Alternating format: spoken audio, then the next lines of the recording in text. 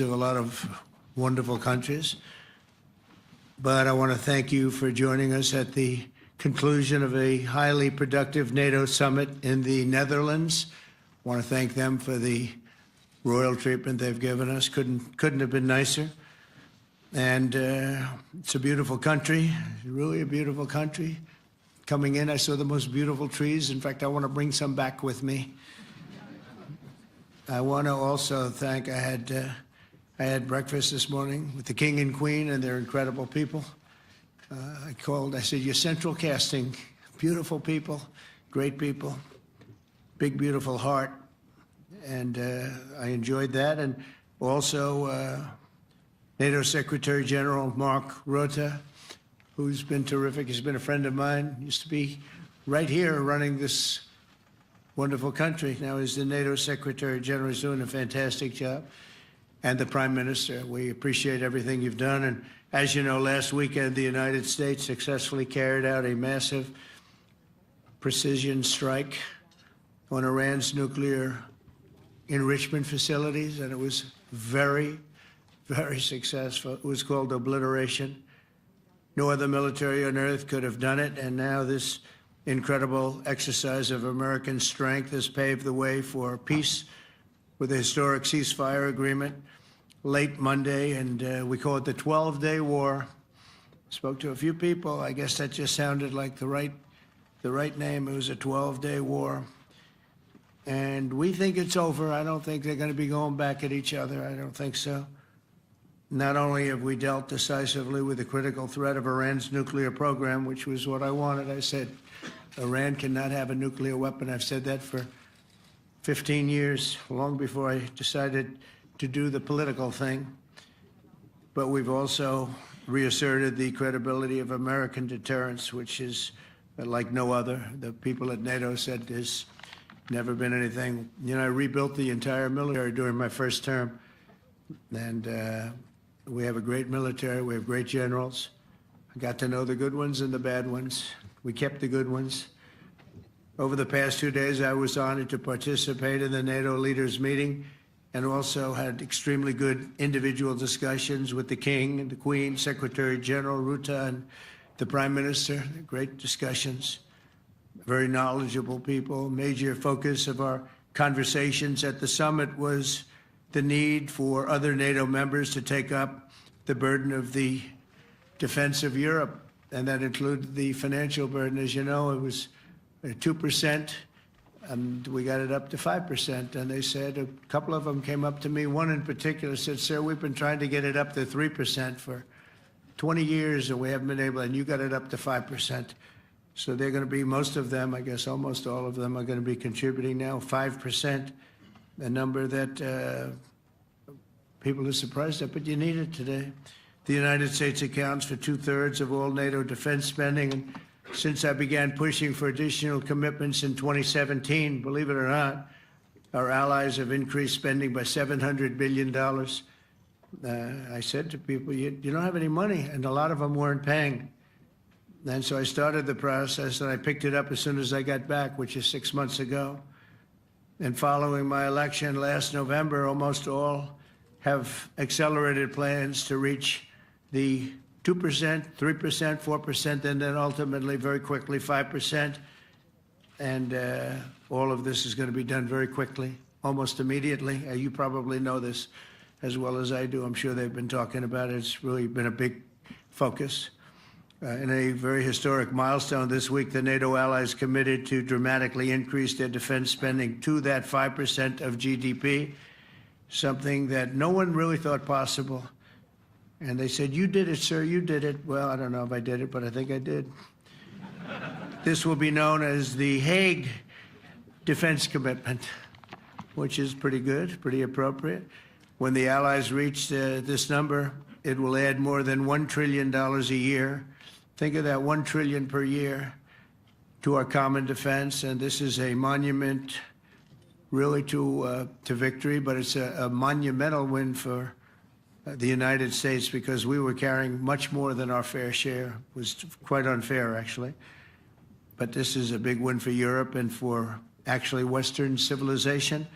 For years, past administrations failed to get most allies to contribute even the 2%. I remember when I came here, we had 4 countries that were up to 2%, and I remember Poland was there. A couple of them were there, and but most of them were. We had 28 at the time. As you know, it's increased a little bit, and they've agreed now to more than double their budgets in all cases.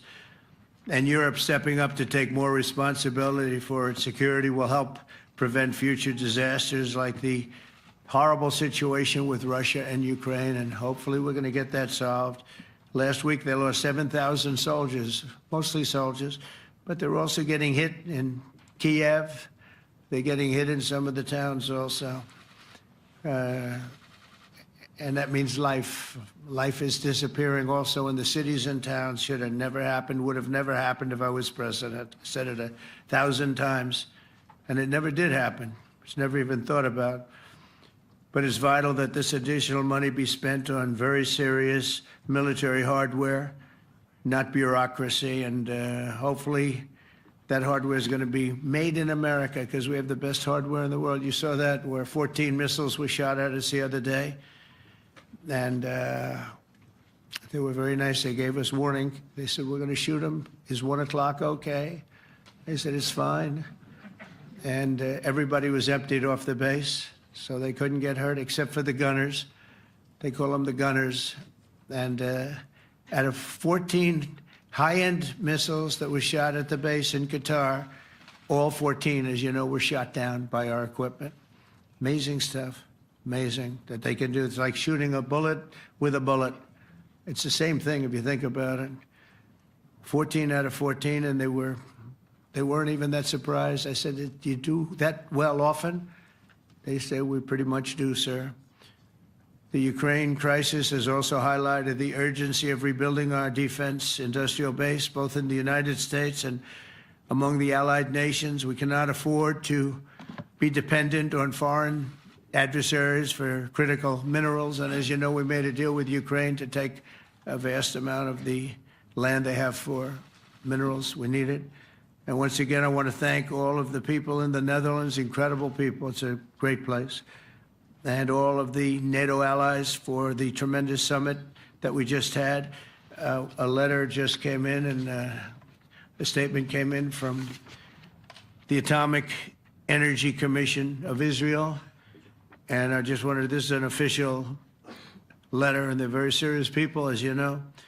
The devastating U.S. strike on Fordo destroyed the site's critical infrastructure and rendered the enrichment facility totally inoperable. It was devastated.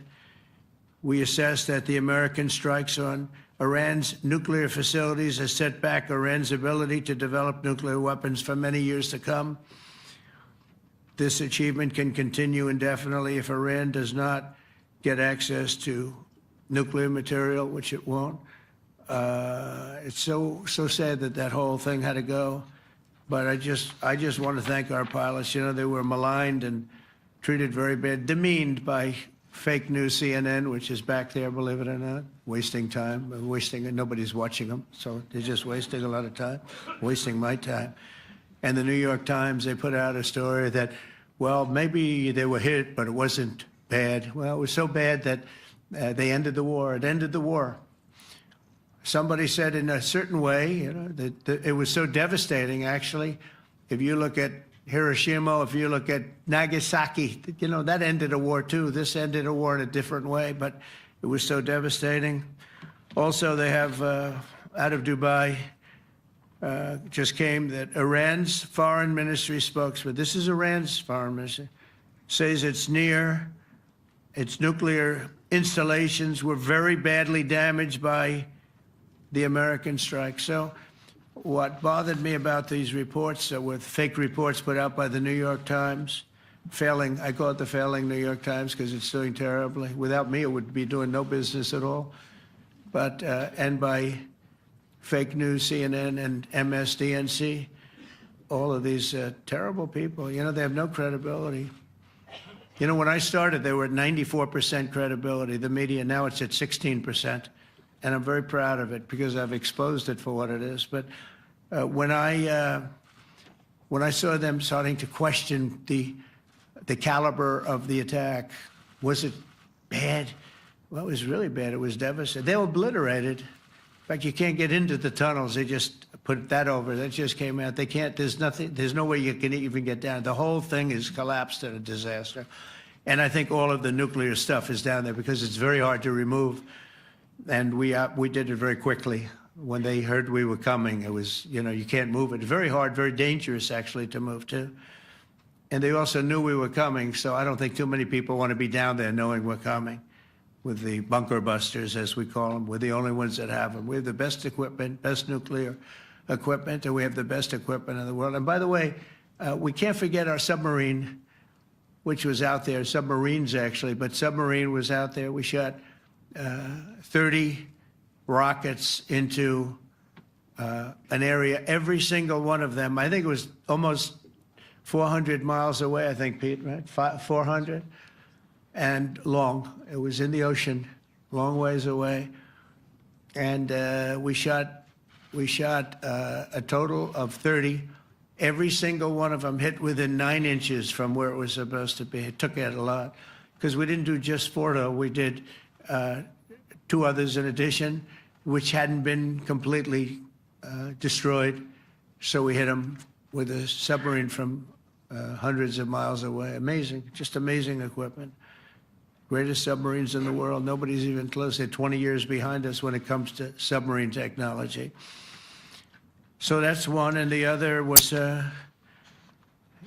from the Atomic Energy Commission, and they have about 3 or 4 of them now coming in from atomic energy commissions from various places. But the one that we have that just came out, we released it a little while ago, was from the Israeli Atomic Energy Commission, but numerous of them are getting to see the site, and the site has been demolished. And again, we had these brave patriots, these incredible flyers, these people that can fly a plane better than anybody can fly a plane, going into very hostile territory, flying into the territory that has got more missiles and things pointed at it. But it was very stealth. They didn't get to see it. It was dark. That's the amazing thing about the shots. They hit the shots perfectly, and yet it was dead dark. There was no moon. There was no light. It was virtually moonless. It was very dark, and the shots were hit perfectly. But when they get demeaned, and they were very upset about it because they knew how strong it would be. Back in Missouri, the pilots flew about 36 hours, 2 ways, far distance, and in those incredible B-2s. And we then had the F-22s, and we had the F-35s, and we had other planes, and we had, I think, a total of 52 tankers. That means the big tankers, because the refueling was a lot for all of the different planes that we sent. Incredible operation, and I have to say, General Raisin Cain was incredible. That's why he beat ISIS, and we beat ISIS in a matter of weeks. I was told it would take 4 to 5 years. We did it in a few weeks. And he was great. That's why he's the head of the Joint Chiefs of Staff right now, because I had a very good experience with him. He knocked out ISIS in a period of literally a few weeks. Amazing. And it was supposed to take a few years, 5 years to be exact. So we had a great victory there, and we then came here, and I think we had a great victory here. But this is an ongoing project. This is the safety of Europe, the safety of the world. And they've raised it from 2% to 5%, something which nobody, and you're talking about over $1 trillion a year. So we're talking about a lot of money from coming in from countries that were not paying nearly enough to be effective. So I have, as you know, Marco Rubio with me, and Pete Hegseth, Secretary of State and Secretary of War. Should we say Secretary? You know, it used to be called Secretary of War. Maybe for a couple of weeks we'll call it that, because we feel like warriors. Used to be called Secretary of War. In fact, if you look at the old building next to the White House, you can see where it used to be Secretary of War. Then we became politically correct, and they called it Secretary of Defense. I don't know, maybe we'll have to start thinking about changing it, but we feel that way. Do we have any questions, please? Wow. That's a lot of questions. Who's a nice person? Oh, you're not a nice person, but I'll let you ask one. Go ahead. What's he going to ask? He is not nice at all. I know him well. Thank you, Mr. President. Yeah. Thank you for taking the time before flying home. You just said you believe the conflict between Israel and Iran is over? What makes you so confident it is? And what do you do if it isn't? Because I dealt with both, and they're both tired, exhausted. They fought very, very hard and very viciously, very violently, and they were both satisfied to go home and get out. And can it start again? I guess someday it can. It could maybe start soon. I think a big telltale sign was when, as you know, Iran somewhat, by not much, violated the ceasefire, and Israel had the planes going out that morning, and there were a lot of them, 52 of them. And I said, you got to get them back. And they brought them back. They didn't do anything. They brought them back. It was very good. I thought it was amazing, actually. They have fought a hell of a war. They fought very hard. I think the war ended, actually, when we hit the various nuclear sites with the planes. And I just hope you people can give these pilots, these are the best pilots in the world. They're the best shots in the world. They call them shots. That's what they are. And wait a minute. And I just hope you can give them the respect they deserve, because they came home to fake news. And like, oh, gee, there was hardly any damage. The things are decimated. So, but I think, no, I think they're very much finished. I think Israel's going to get back to doing what they do. And I think that Iran's going to get back. You know, Iran has a huge advantage. They have great oil, and they can do things. I don't see them getting back involved in the nuclear business anymore. I think they've had it. They've been at it for 20 years, and I don't see that happening either. Now, if it does, we're always there. It won't be me. It'll be somebody else, but we're there. We'll have to do something about it. Yes, please, go ahead. Go ahead. Oh, fake news, CNN? Oh, yeah, here we go. Wait till you hear this question.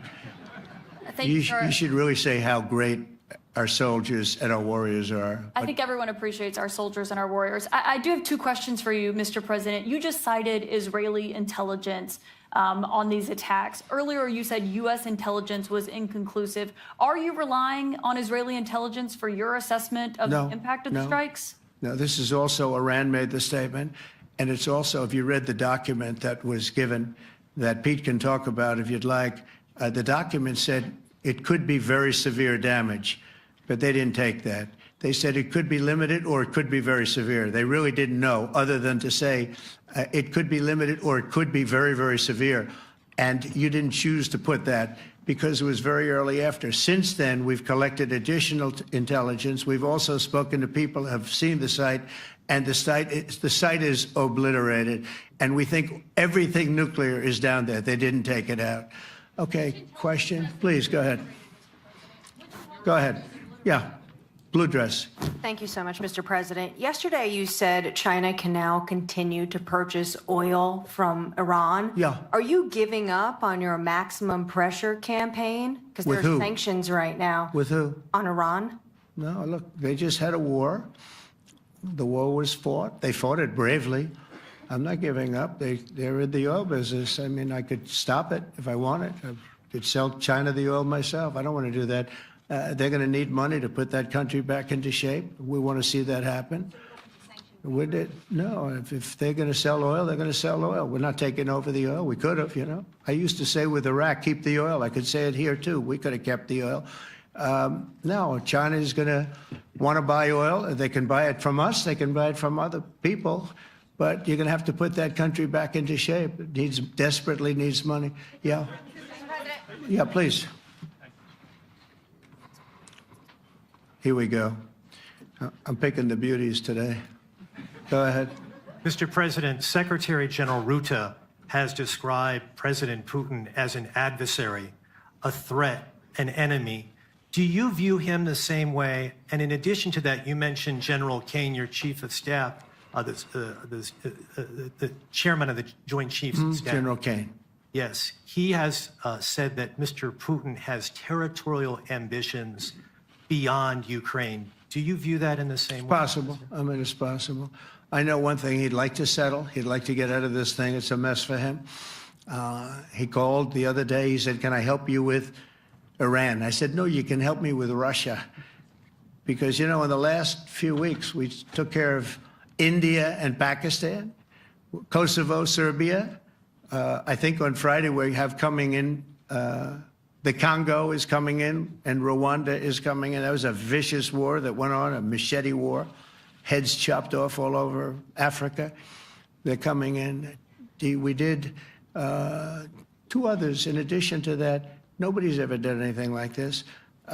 No, I consider him a person that's, I think, been misguided. I'm very surprised, actually. I thought we would have had that settled easy. I've settled 4 of them in the meantime. But he did call up, and he said, you know, he's close to Iran. He'd like to help us get a settlement. I said, no, you help me get a settlement with you, with Russia.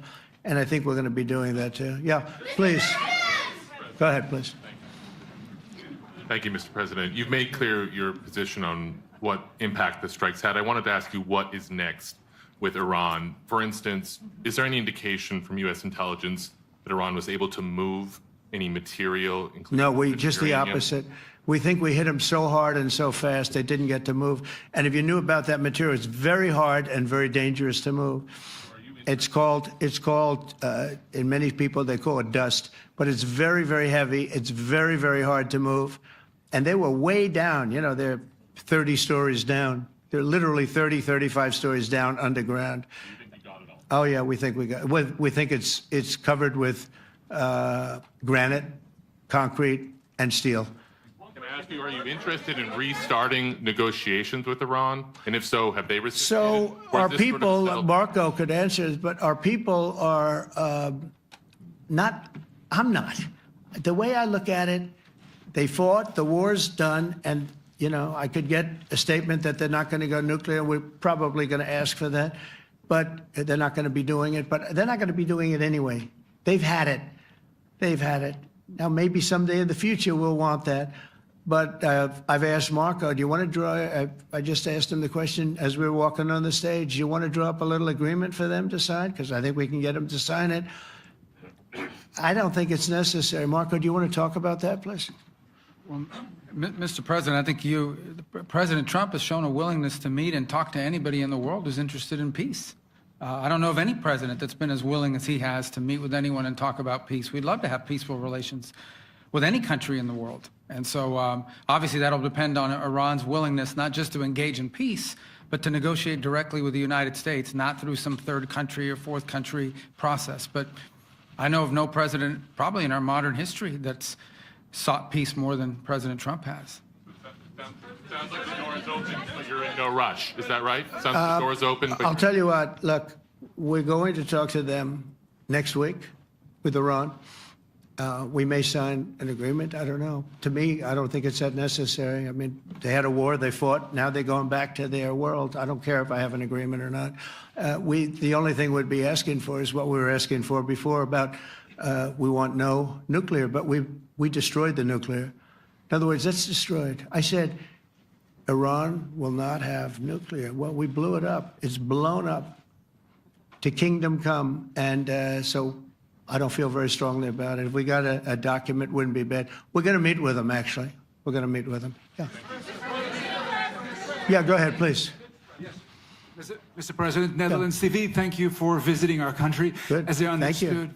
you. I, of course, would like to know how you slept last night at the House of the King. Oh, I slept beautifully.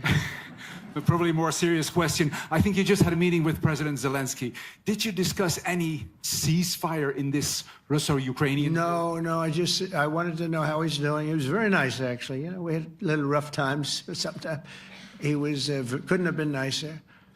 I think he'd like to see an end to this. I do. I think what I took from the meeting couldn't have been nicer, actually. But I took from the meeting that he'd like to see it end. I think it's a great time to end it. I'm going to speak to Vladimir Putin and see if we can get it ended. But look, these are brave people. They're fighting these wars all over the place. You know, last week they had, I guess, I told you, close to 7,000 young soldiers, Russian and Ukrainian soldiers were killed, 7,000 in 1 week. It's crazy. It's crazy. So I'll be speaking to Putin. No, I had a good meeting with Zelensky. And I had a lot of good meetings. We had a lot of good meetings with a lot of people, a lot of great leaders. But he's fighting a brave battle. It's a tough battle. Yeah. Go ahead, white dress. Thank you. Ida Hallikainen from Finland, Ilta-Sanomat. Good. You have played golf with President Alexander Stubb. How do you see Finland as a NATO ally and partner, and how would you describe your relationship with our president? Well, he's a very good golfer, okay? In fact, he was on his college golf team. He went to a good college in the South, as you know, a very good college, and he was a good golfer. We had a good time. I think my relationship's great. I want to buy icebreakers. You know, you're very good at icebreakers. And I actually made him an offer. I didn't go to Congress. They'll try and impeach me for this. But there's an old, it's not old, it's fairly new, but it's used icebreaker. And I offered him about 1/3 of what he asked for. But we're negotiating. We need icebreakers in the U.S. And if we can get some inexpensively, I'd like to do that. Actually, they'll fix it up, make it good. Also, we may buy some icebreakers. You know, you're the king of icebreakers, that particular country. They make them good. They make them really good, and they know what they're doing.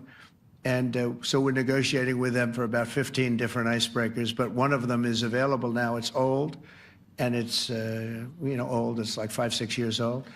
And we're trying to buy it. I'm trying to make a good deal. It's all I do my whole life. My whole life, that's all I do is make deals. Yeah, please. Go ahead. Sir, go ahead.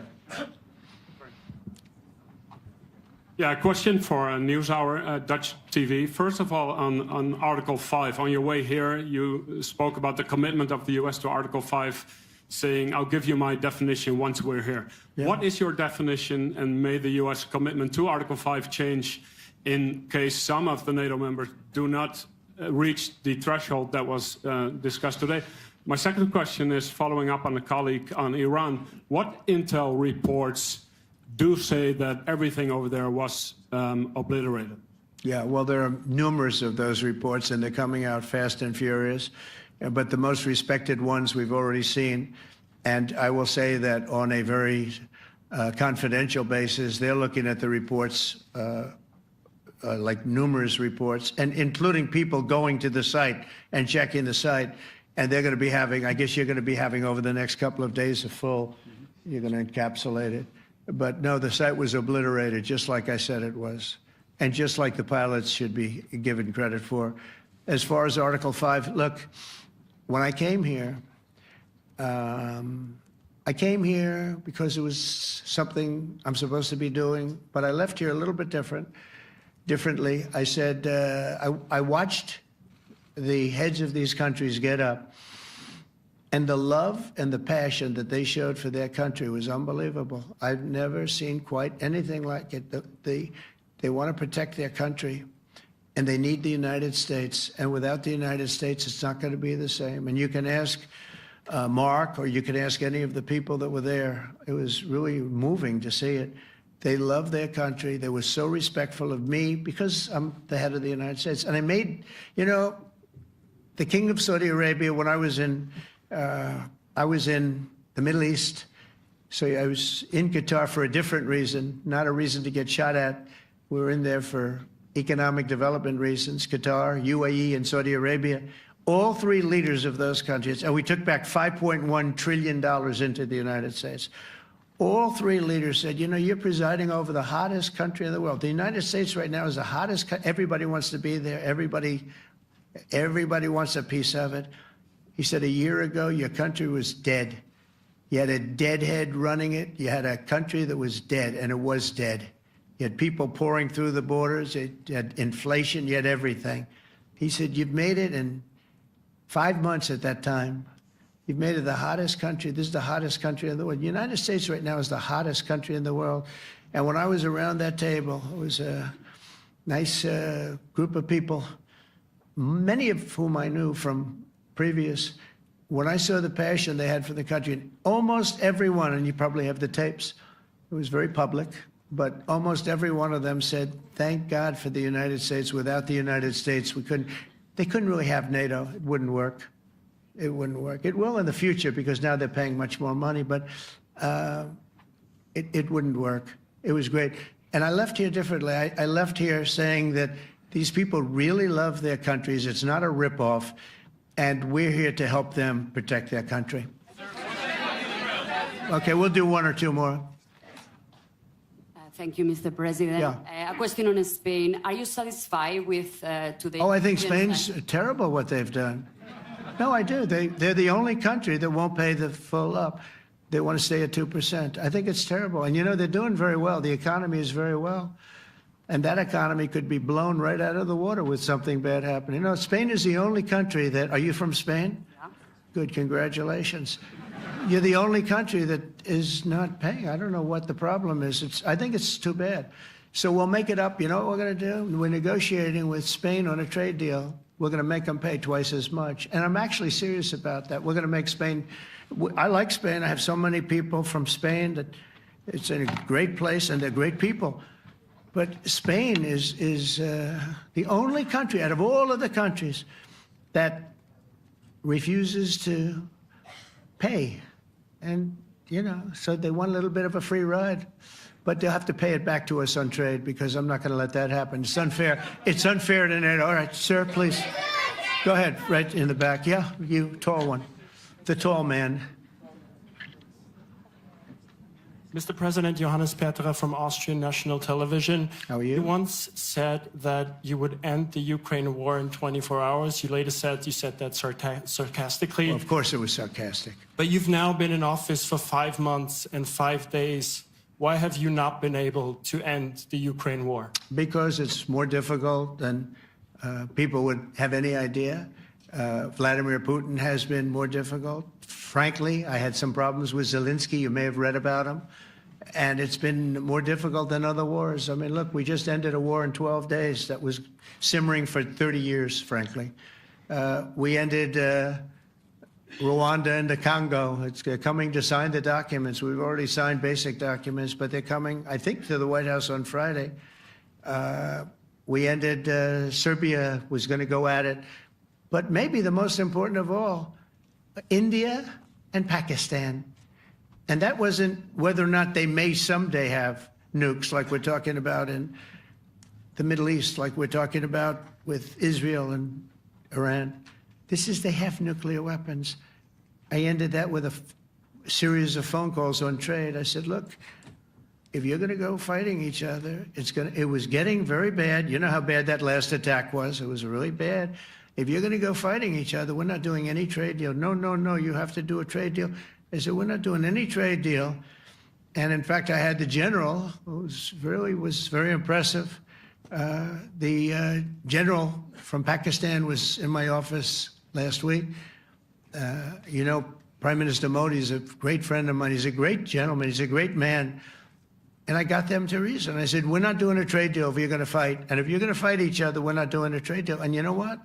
They said, no, I want to do the trade deal. We stopped the nuclear war. Go ahead. Go ahead, Jeff. Here's another beauty, Jeff. He's a beauty, all right. Go ahead.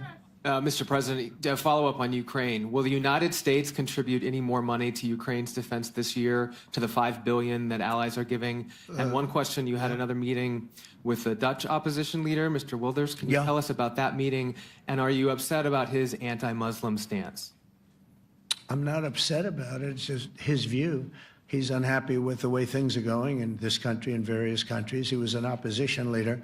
And I was asked to meet with the opposition leader by the people that are running. I think they have some deal where if you have a meeting, you're supposed to meet with an opposition leader. I said, that's strange. We don't do that. But I met with I didn't know him. He seemed like a very nice guy, but he's in opposition to the current people, and that was set up by the current people. So I assume when I met with the Prime Minister, you're supposed to meet with the opposition. We'll have to try that sometime in our country. Let's not do it. But I thought he was very good. As far as money going, we'll see what happens. There's a lot of spirit. Look, Vladimir Putin really has to end that war. People are dying at levels that people haven't seen before for a long time. Go ahead. Go ahead. White shirt. Oh, she's all excited. So, BBC News Ukrainian. Where are you from? I'm from Ukraine. Oh, so my question to you is whether or not the U.S. is ready to sell anti-air missile systems Patriot to Ukraine. We know that Russia has been pounding Ukraine really heavily right now. Are you living yourself now in Ukraine? My husband is there. Wow. And I can see you very, it's amazing. and me with the kids. I'm in Warsaw actually because he wanted me to be. Is your husband a soldier? No? He's He's there now? yeah Wow. That's rough stuff, right? That's tough. And you're living here? in Warsaw. And you're a reporter? I am. Good. So let me just tell you, they do want to have the missiles, okay, as they call them, the Patriots. And we're going to see if we can make some available, They're very hard to get.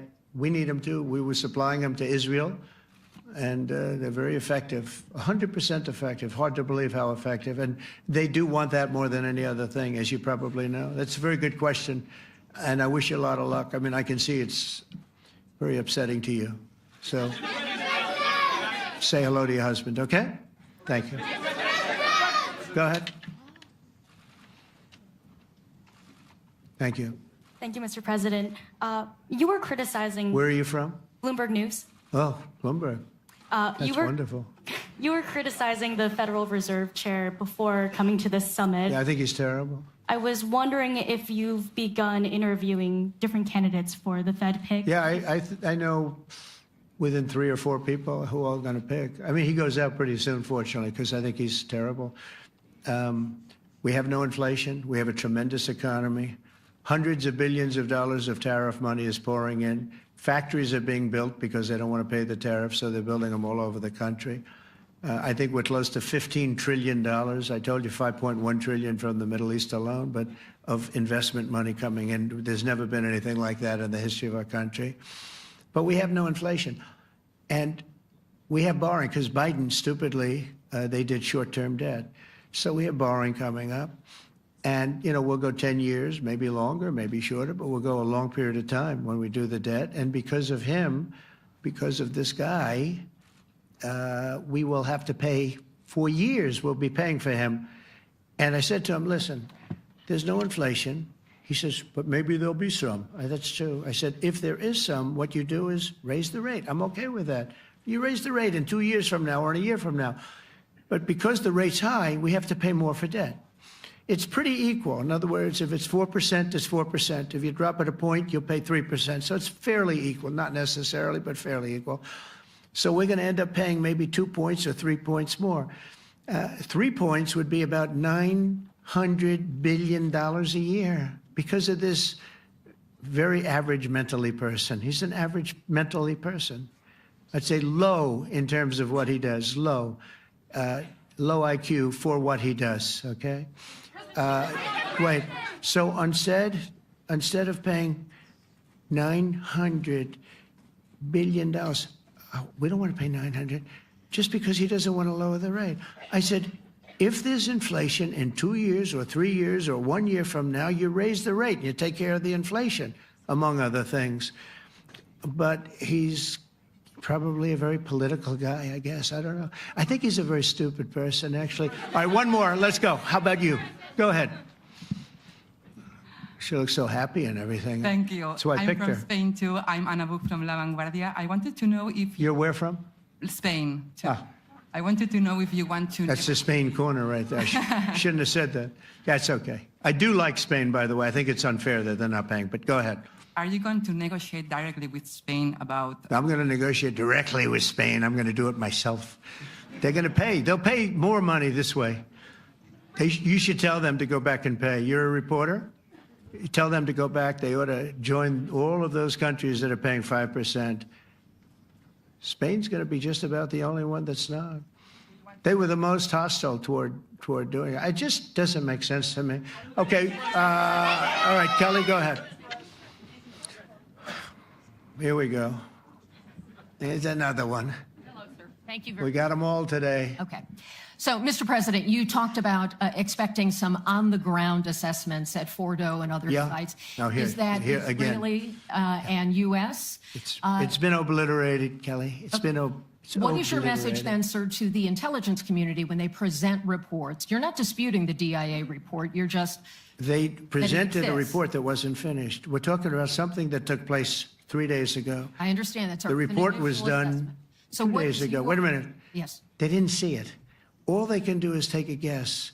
Now, if you take a look at the pictures, if you take a look how it's all blackened, you know the fire and brimstone is all underground because it's granite and it's all underground. You don't show it.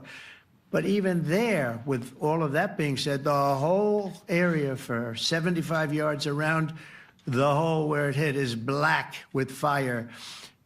The group that's run by this gentleman, in fact, you may want to talk about it for a second because we're going to issue a report.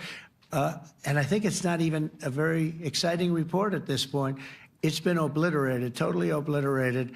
And they did a report, but it was like, if you look at the dates, it's just a few days after it Understood, happened. sir. So they didn't see it. They said it may be very severe. Go Understood. ahead. Do you have a message for the intelligence community, though, in terms of unvarnished information getting to you, that it's not... I don't really have a message. I would say issue the report when you know what happened.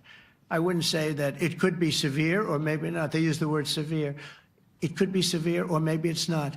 And briefly- So people like you picked up and said, oh, it's not severe. We're just No, looking for the- the report was not a complete report. Yeah, the message was probably wait till you know the answer before you... And, Go sir, ahead. did you not have a public component to your Zelensky meeting for a tactical reason with President Putin? Let him answer this. Hello, Mr. Secretary. Yeah. There's a reason the president calls out fake news for what it is. These pilots, these refuelers, these fighters, these air defenders, the skill and the courage it took to go into enemy territory flying 36 hours on behalf of the American people and the world to take out a nuclear program is beyond what anyone in this audience can fathom. And then the instinct of CNN, the instinct of the New York Times is to try to find a way to spin it for their own political reasons to try to hurt President Trump or our country. They don't care what the troops think. They don't care what the world thinks. They want to spin it to try to make him look bad based on a leak. Of course, we've all seen plenty of leakers. And what do leakers do? They have agendas. And what do? Do they share the whole information or just the part that they want to introduce? And when they introduce that preliminary report that's deemed to be a low assessment, you know what a low assessment means? Low confidence in the data in that report. And why is there low confidence? Because all of the evidence of what was just bombed by 12 30,000-pound bombs is buried under a mountain, devastated and obliterated.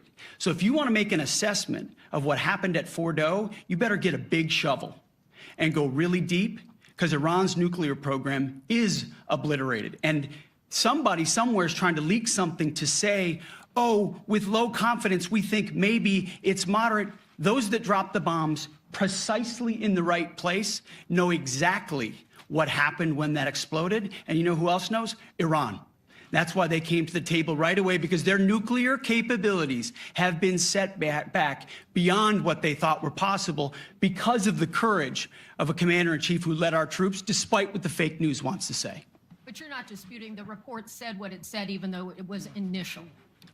The report said what it said, and it was fine. It was severe, they think, but they had no idea. They shouldn't have issued a report until they did, but we've gotten the information. I think Pete said it better than you can say it. And, you know, you should be proud, you, especially you, should be proud of those pilots, and you shouldn't be trying to demean them. No, there's- Those pilots flew at great risk, a big chance that they'd never come back home and see their husbands one or is their questioning wives. the skill Let of- me just tell you, you and NBC, fake news, which is one of the worst, and CNN, New York Times are all bad. They're sick. There's something wrong with them. But you know what? You should be praising those people instead of trying to find some. By getting me, by trying to go and get me, you're hurting those people. They were devastated. You know, I got a call from Missouri, great state, that I won 3 times by a lot. And I got a call that the pilots and the people on the plane were devastated because they were trying to minimize the attack. And they all said it was hit. But we don't think it was really maybe hit that badly. And they were devastated. They put their lives on the line, and then they have, and I'm not referring to you, but real scum come out and write reports that are as negative as they could possibly be. It should be the opposite. You should make them heroes and heroines. You should make them really people that they were so devastated when they heard this news. And you know what they said? One of them, I spoke to one of them, said, "Sir, we hit the site. It was perfect. It was dead on." Because they don't understand fake news, because they have a normal life, except they have to fly very big, very fast planes. But it's a shame. You should be making them heroes. All right, in the back. Go ahead, back, white, yeah. White jacket, yeah. Go ahead, give my mic. Hello. Deborah Haynes from Sky News. Good. Mark Rutte, the NATO chief, who is your friend, he called you daddy earlier. Do you regard your NATO allies as kind of children? No, he likes me. I think he likes me. If he doesn't, I'll let you know. I'll come back and I'll hit him hard, okay? No? He did it very affectionate. Daddy, you're my daddy. Do you regard your NATO allies, though, as kind of like children, and they're obviously listening to you and they're spending more, and you're obviously appreciative of that. But do you hope that actually they're going to be able to defend themselves, defend Europe on their own? I think they need help a little bit at the beginning, and I think they'll be able to. And I think they're going to remember this day. And this was a big day for NATO. You know, this was a very big day. They took it. One of the gentlemen said, "You know what? We've been trying to raise money raise the rate for 30 years," he said, 20 years, from almost the beginning. And he's been there for a long time. He said, "Until you came along, it never happened. What you did is amazing." It's been sort of an amazing day for a lot of reasons, but also for that. Yeah, go ahead. Do you think they can do it without you, though, in the future? Can they do it without Well, ask Mark. States? I mean, you have to ask Mark, okay? So we're heading back. We're heading back. I want to thank these two gentlemen behind me. They're incredible people, both of them. They've done a fantastic job. And Susie's in the front, and she's done great. And Monica, thank you very much. It was quite an exciting time. And we're going to be heading back. We'll be back soon, and we'll see you in Washington, D.C. Remember this, we have the hottest country anywhere in the world. Thank you very much, everybody. Thank you.